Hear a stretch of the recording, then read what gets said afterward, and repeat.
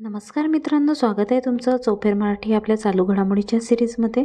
आज आपण 15 फेब्रुवारी 2025च्या चालू घडामोडी पाहणार आहोत। चला तर मग सुरुवात करूया आजच्या पहिल्या प्रश्नाला। प्रश्न क्रमांक पहिला, फेब्रुवारी 2025मध्ये भारतीय सेना आणि भारतीय वायुसेना यांच्या दरम्यानचा कोणता संयुक्त सैन्य अभ्यास आयोजित केला? संयुक्त सैन्य अभ्यास विंग रेडर। इम्पॉर्टंट पॉईंट्स आहे, भारतीय थलसेना आणि भारतीय वायुसेना यांच्या संयुक्त विद्यमाने विंग्स रेडर्स नावाने एक व्यापक प्रशिक्षण आयोजित केले। विशेष हवाई अभियानावर केंद्रित या अभ्यासाचा उद्देश अंतरसेवा ताळमेळ वाढवणे आणि मजबूत करणे। प्रश्न क्रमांक दुसरा, भारतातील पहिल्या स्वदेशी स्वयंचलित जैववैद्यकीय कचरा प्रक्रिया प्रकल्पाचे नाव काय आहे? सुरजनम। इम्पॉर्टंट पॉईंट्स आहे, जितेंद्र सिंह यांनी एम्स नवी दिल्ली येथे भारतातील पहिल्या स्वदेशी स्वयंचलित जैववैद्यकीय कचरा प्रक्रिया प्रकल्पाचे नाव सुरजनम ठेवले। हा प्रकल्प नवी दिल्लीच्या एम्स येथे आहे। CSIR NIIST या संस्थेने हा प्रकल्प विकसित केला आहे। प्रश्न क्रमांक तिसरा, HALने HGT-36 ट्रेनर जेटचे नाव काय ठेवले आहे? यशस। हिंदुस्तान एरोनॉटिक्स लिमिटेड HALने आपल्या प्रमुख HGT-36 जेट प्रशिक्षण विमानाचे नाव बदलून यशस असे ठेवले आहे, ज्यामध्ये विमानाच्या ऑपरेशनल लिफाफ्यात निर्गमन वैशिष्ट्ये आणि फिरकी विरोधकता सुधारण्यासाठी महत्त्वपूर्ण सुधारणा केल्या आहेत। प्रश्न क्रमांक चौथा, सिटी बँकेचे नवीन भारत उपखंड उपक्लस्टर आणि बँकिंग प्रमुख म्हणून अलीकडेच कोणाची नियुक्ती करण्यात आली आहे? के बालसुब्रमण्यम यांची। इम्पॉर्टंट पॉईंट्स आहेत, बालसुब्रमण्यम यांची सिटी बँकेचे नवीन इंडिया उपखंड उपक्लस्टर आणि बँकिंग प्रमुख म्हणून नियुक्ती करण्यात आली आहे। प्रश्न क्रमांक पाचवा, सेबीने अलीकडेच कोणते नवीन डिजिटल प्लॅटफॉर्म सुरू केले आहे? मित्रा। इम्पॉर्टंट पॉईंट्स आहे, सेबीने त्यांचे नवीन डिजिटल प्लॅटफॉर्म मित्रा लॉन्च केले। त्याच्या मदतीने गुंतवणूकदार निष्क्रिय आणि दावा न केलेले म्युच्युअल फंड फोलिओ शोधू शकतील। प्रश्न क्रमांक 6, भारतीय सैन्याने पूर्व कमांडचे मुख्यालय असलेल्या फोर्ट विल्यमचे नाव बदलून काय ठेवले आहे? विजयदुर्ग।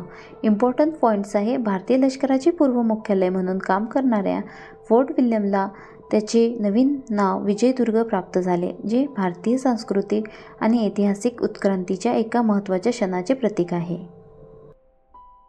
प्रश्न क्रमांक 7, नोकियाने आपल्या नवीन CEO म्हणून निवडले आहे जस्टिन हार्टर्ट यांना।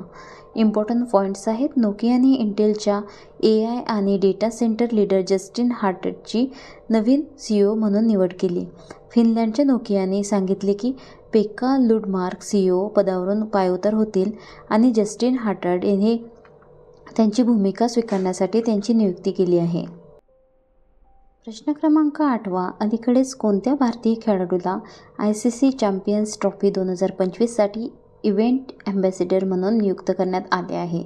शिखर धवन याला नियुक्त करण्यात आले। इम्पॉर्टंट पॉईंट्स आहे, ICC चॅम्पियन्स ट्रॉफी 2025 साठी भारतीय माजी सलामीवीर शिखर धवन यांना इव्हेंट ॲम्बॅसेडर म्हणून नियुक्त करण्यात आले आहे।